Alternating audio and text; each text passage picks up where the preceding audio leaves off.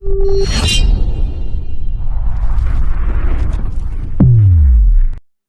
YouTube channel MEPV.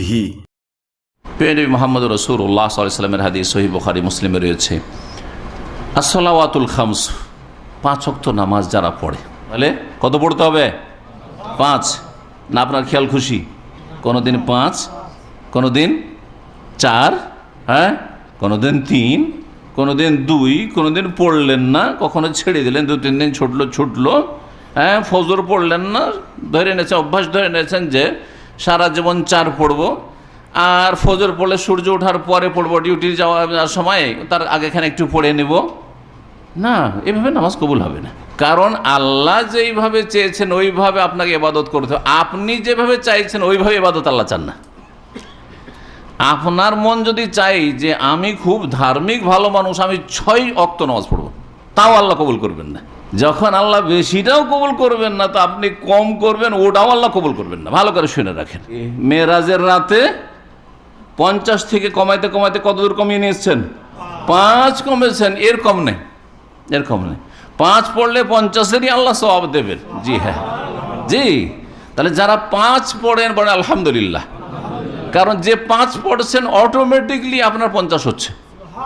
আপনাকে বলতে হবে না যে আল্লাহ আমি যে 50 পাবো, এমনিতে 50 হচ্ছে 5 পড়লে।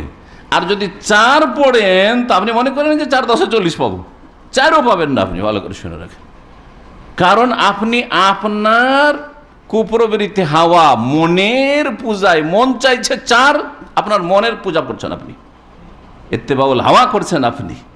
আফারা আইতা মানিত্তাখাযা ইলাহাহু হাওয়া। আল্লাহ বলছেন যে হে নবী, তুমি কি চেনো ওই লোকগুলিকে?